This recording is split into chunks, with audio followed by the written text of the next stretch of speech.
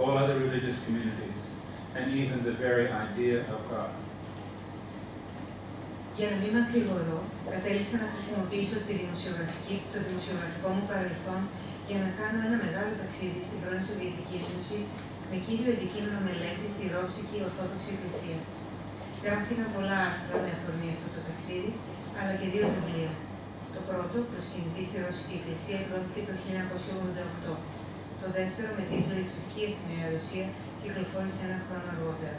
Για πολλούς, αυτά τα 2 βιβλία άνοιξαν πόρτες και παράθυρα σε έναν κόσμο πολύ διαφορετικό από αυτόν που γνώριζαν μέχρι τότε. Έναν κόσμο που παρά την καταπίεση που είχαν υποστεί όλοι οι πιστοί, παρά τα μαρτύρια και τη δυστυχία, μια σημαντική θρησκευτική ζωή γεμάτη πάθος είχε επιβιώσει. Μέσα από εκατοντάδες συνεντεύξεις και επισκέψεις σε εκκλησίες, μοναστήρια και θεολογικές σχολές, μπόρεσα να καταγράψω την κατάσταση της θρησκευτικής ζωής σε μια τεράστια χώρα όπου είχε γίνει μια σοβαρή προσπάθεια να καταστραφεί η Εκκλησία, όλες οι θρησκευτικές κοινότητες, αλλά και η ίδια η ιδέα του Θεού. If this were a lecture about the survival of Christianity in Russia, there would be many remarkable stories to tell, but let me limit myself to a conversation with an elderly priest. In fact, you've already heard the story once, but here you hear it again. Father Mikhail, whom I met in the ancient city of Novgorod in 1987. At this time, Mikhail Gorbachev was the leader of the Soviet Union, head of the Communist Party. To his everlasting credit, he had brought religious persecution to a halt. Ruined churches and monasteries were being given back to the church. Many thousands of people were seeking baptism. It was truly a time of miracles. A long winter of persecution was ending. A springtime of religious rebirth was occurring. Εάν αυτή η ομιλία ήταν για την επιβίωση του χριστιανισμού στη Ρωσία, θα είχαμε πολλές και σημαντικές ιστορίες να πούμε. Αλλά ας περιοριστώ σε μια συνομιλία που είχα με έναν ηλικιωμένο ιερέα, τον πατέρα Μιχαήλ, τον οποίο συνάντησα στην αρχαία πόλη του Νόβγοροδ το 1987. Ο Μιχαήλ Γκορμπατσόφ διένυε τότε τον 2ο χρόνο του ως επικεφαλής του Σοβιετικού κράτους. Προς αιώνια τιμή του ήταν αυτός που έδωσε τέλος στις θρησκευτικές διώξεις. Κατεστραμμένες εκκλησίες και μοναστήρια επιστρέφονταν πίσω στην Εκκλησία. Χιλιάδες ήταν αυτοί που ζητούσαν να βαφτιστούν. Ήταν πραγματικά μια εποχή γεμάτη θαύματα. Ένας μακρύς χειμώνας διωγμών τελείωνε και μια άνοιξη θρησκευτικής αναγέννησης ξεκινούσε. Over supper with Father Mikhail, I asked, "Are you not surprised?" And he responded, "Not at all." He said, "All believers have been praying for this every day of our lives. We knew God would answer our prayers, only we didn't know when. I'm only surprised that our prayers have been answered while I'm still alive." Καθώς τρώγαμε βραδινό με τον πατέρα Μιχαήλ, τον ρώτησε, «Δεν σας κάνει εντύπωση αυτή η εξέλιξη?» «Καθόλου», μου απάντησε. «Όλοι πιστοί προσευχόμασταν γι' αυτό κάθε ημέρα της ζωής μας. Το ξέραμε ότι ο Θεός θα εισακούσει τις προσευχές μας, μόνο που δεν γνωρίζαμε το πότε. Το μόνο που με ξαφνιάζει είναι το ότι οι προσευχές μας εισακούστηκαν όσο ακόμα ζω». I thought of the countless people who had been shot or taken to labor camps where they froze to death or died of disease or exhaustion. I had visited places of mass execution. I said to Father Mikhail, "But surely you must hate those who cause so much suffering and who kill so many people." And Father Mikhail gave me an answer that I did not expect. Christ does not hate them. Why should I? How will they find their way to belief unless we love them? And if I refuse to love them, then I too am not a believer. Αναλογιζόμουν τους αναρρύθμιτους ανθρώπους που είχαν φεκιστεί. Είχαν πάει σε στρατόπεδα εργασίας για να πεθάνουν από το κρύο, τις αρρώστιες και την εξάντληση. Είχα επισκεφθεί τοποθεσίες μαθητικών εκτελέσεων. Είπα στον πατέρα Μιχαήλ, «Μα σίγουρα θα μισείτε όλους αυτούς που προκάλεσαν τόση δυστυχία και τον θάνατο τόσων ανθρώπων». Ο πατήρ Μιχαήλ μου έδωσε μια απάντηση που δεν περίμενα. «Ο Χριστός δεν τους μισεί», μου απάντησε. «Γιατί να τους μισώ εγώ? Πώς θα βρούνε τον δρόμο προς την πίστη αν δεν τους αγαπάμε? Εάν αρνηθώ να τους αγαπήσω, θα είμαι κι εγώ ο ίδιος ένας άπιστος». It was in Russia that I encountered not just a few, but many Christians who loved their enemies. I don't mean they loved them romantically or sentimentally. They loved them in the sense that Christ commands. First of all, they prayed for them. praying not just for their destruction, but rather praying for their conversion, for their salvation. They attempted to live in such a way that at the very least they would not be obstacles to the conversion of their enemies. Ήταν στη Ρωσία που συνάντησα όχι λίγους, αλλά πολλούς χριστιανούς που αγαπούσαν τον εχθρό τους. Και δεν εννοώ ότι τον αγαπούσαν με μια ρομαντική και συναισθηματική διάθεση. Τον αγαπούσαν με τον τρόπο που μας ζητάει να αγαπάμε τους εχθρούς μας ο Χριστός. Πρώτα απ' όλα, προσεύχονταν για αυτούς, όχι για την καταστροφή τους, αλλά για την καταστροφή και τη σωτηρία τους. Προσπαθούσαν να ζουν με τέτοιο τρόπο, ώστε τουλάχιστον να μην αποτελέσουν εμπόδιο στην καταστροφή των εχθρών τους. What nourished them in their Christian witness? What kept them going? At that time, not many churches were open. It was easier to get a ticket to the Bolshoi Ballet than to get a copy of the New Testament. But sentences and parables from the Gospel, these precious fragments, survived in multi-generational memory, even when every Bible was destroyed. Eucharistic life, or for those who were living too far from a living church, even the memory of Eucharistic life, that too had survived. So did the stories of saints, ranging from those who could be called heroes to those known as holy fools. There were also the books of such deeply orthodox Christian writers as Dostoevsky. Τι ήταν όμως αυτό που είχε στηρίξει στα χρόνια τις δυσκολίες στο χριστιανικό τους πνεύμα? Εκείνη την εποχή που λίγες εκκλησίες λειτουργούσαν. Ήταν πολύ πιο εύκολο να βρεις εισιτήριο για τα μπαλέτα Βολσόη παρά ένα αντίτυπο του Ευαγγελίου. Όμως, τα πολύτιμα αυτά αποσπάσματα επεβίωσαν διαμέσου της μνήμης των γενεών, ακόμη και όταν κάθε βίβλος είχε καταστραφεί. Η ευχαριστιακή ζωή της Εκκλησίας ή η μνήμη αυτής της ζωής για όσους βρίσκονταν μακριά από μια ενεργή εκκλησία και αυτή επιβίωσε. Με τον ίδιο τρόπο κρατήθηκαν ζωντανές οι ιστορίες των Αγίων. Τόσο αυτών που μας παρουσιάζονται ως ήρωες, όσο και αυτών που μας παρουσιάζονται ως σαλοί, ως τρελοί. Υπήρχαν επίσης και τα βιβλία συγγραφέων βαθύτατα χριστιανών, όπως ο Ντοστογεύσκι. Let me tell one more story that will perhaps show how a Christianity capable of loving enemies survived even in the most hostile environment. This happened in Moscow in the next to last year of the Second World War. Among the witnesses was a poet, Yevgeny Yevtushenko, who was then a child. He was standing at the side of his mother on the 17th of July, 1944, part of a huge crowd watching a procession of 20,000 German war prisoners being marched across Red Square.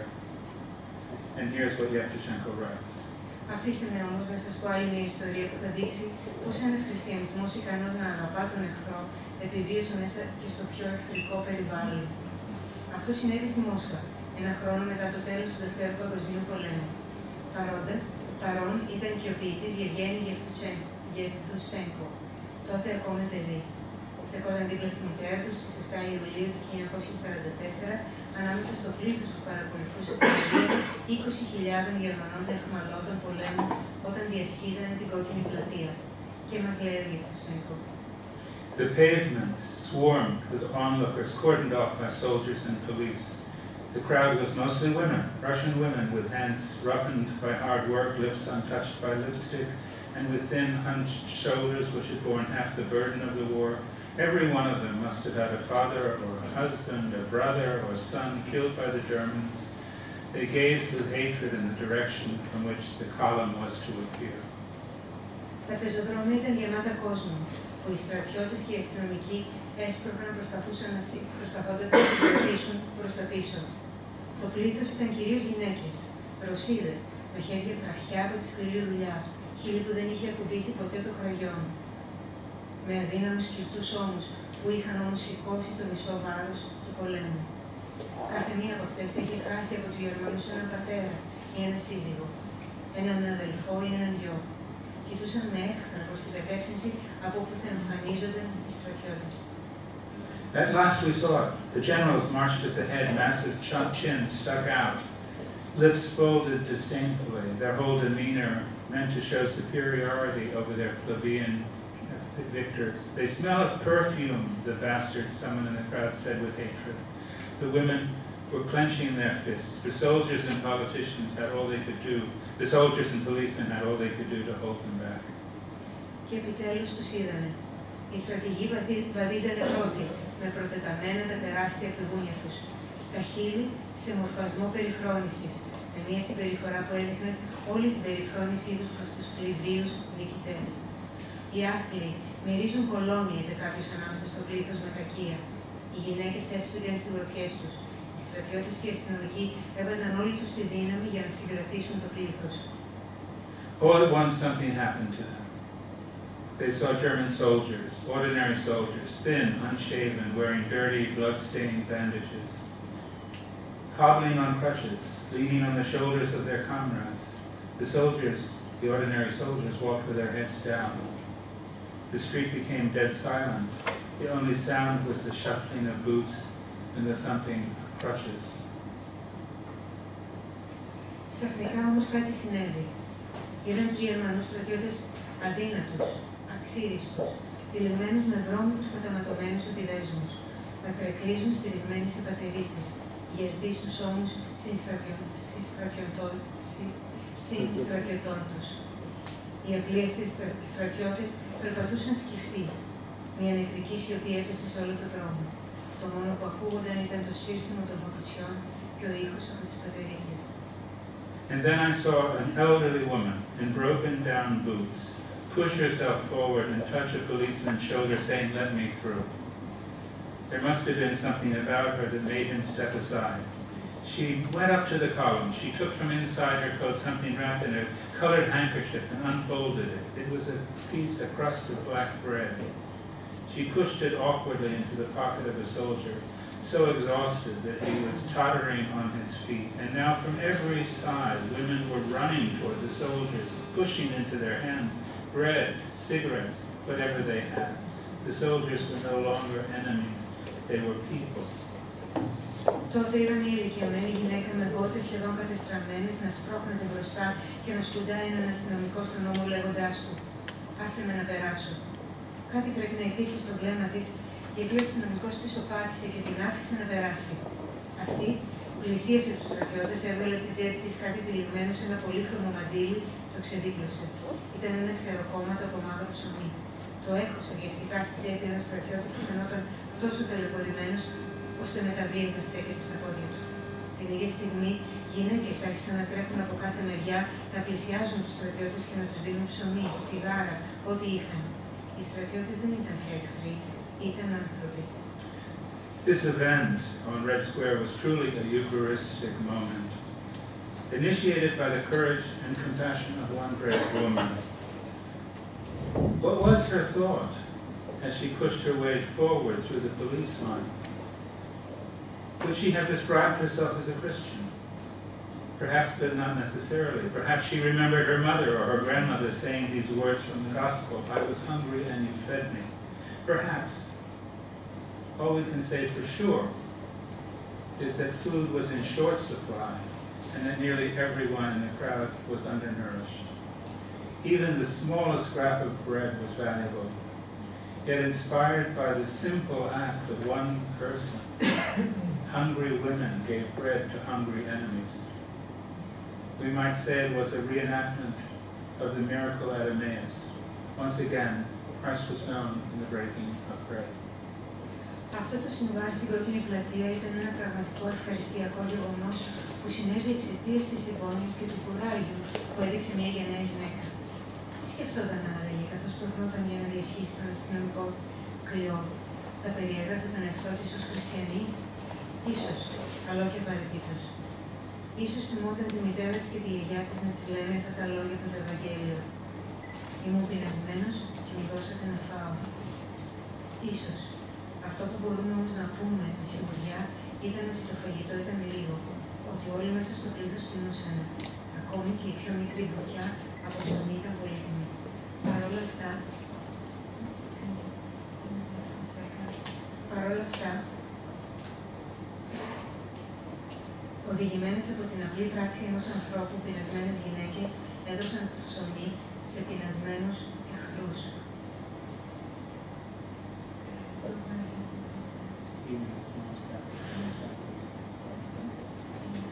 Μπορούμε να πούμε ότι αυτό που ζήσαν αυτοί οι άνθρωποι ήταν ένα ήταν να ζήσουν ξανά το θαύμα στην Εμαούς. Για μια ακόμη φορά ο Χριστός έγινε γνωστός ανάμεσα στους ανθρώπους από το μοίρασμα του ψωμιού. At this point, let me say a few words about what led me to the Orthodox Church.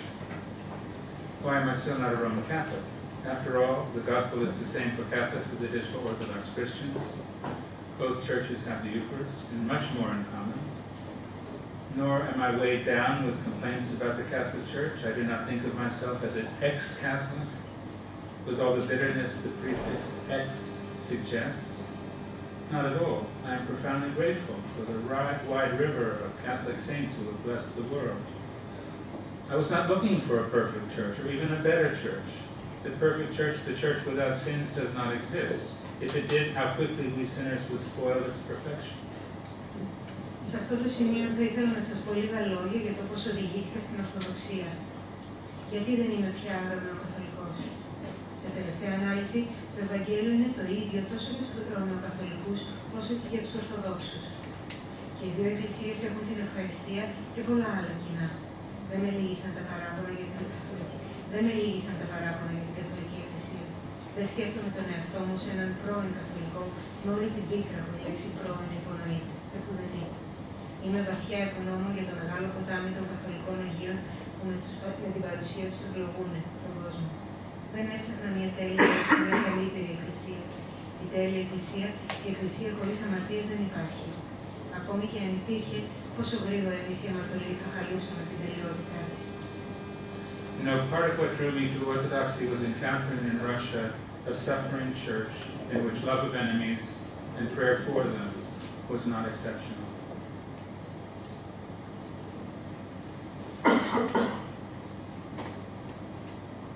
Αλλά ας αναφέρω έναν άλλο παράγοντα.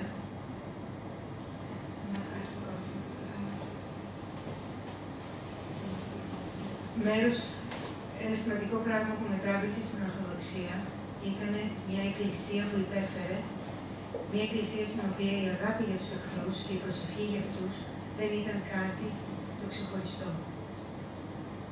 Let me mention one other factor that in my case had unexpected consequences.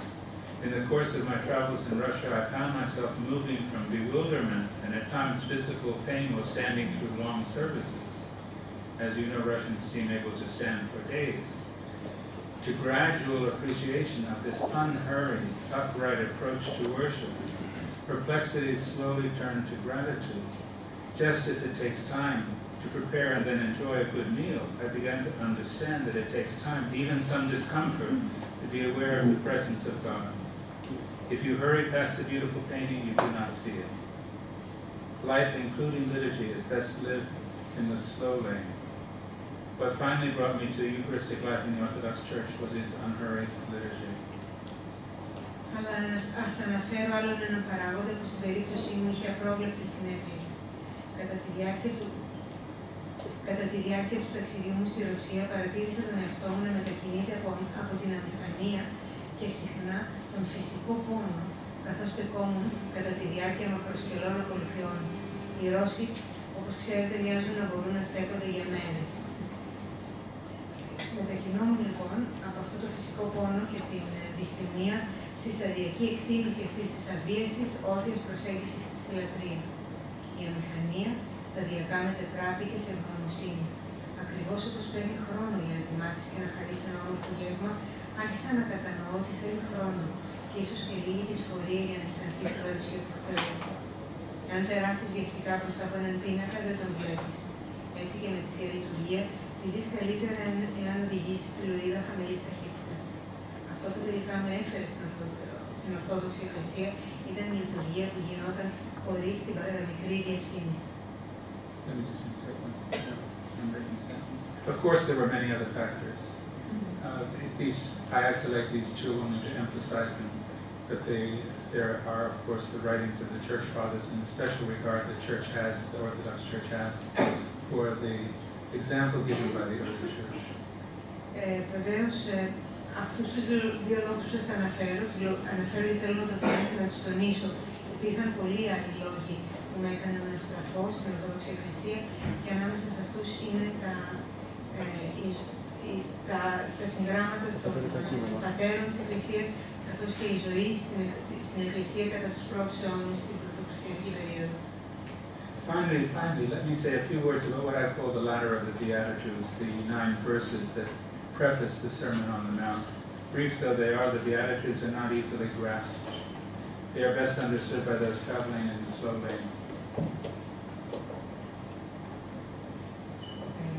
Αλλά θα σας πω και μερικά λόγια για αυτό που αποκαλώ κλίμακα των μακαρισμών. Τις 9 στροφές που προηγούνται της εκτός ομιλίας του Χριστού.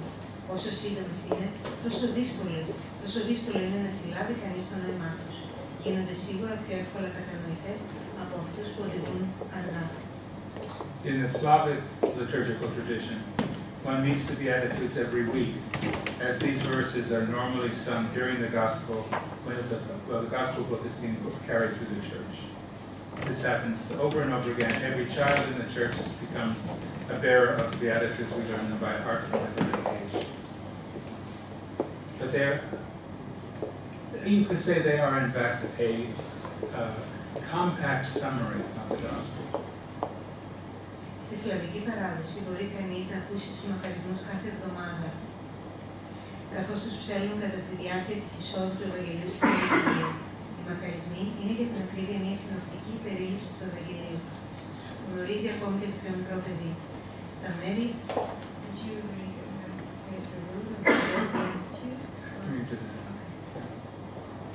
So the rest of the lecture I'd like to take just a very quick look at one word in the Beatitudes, and it's the word blessed in English, makarios in Greek.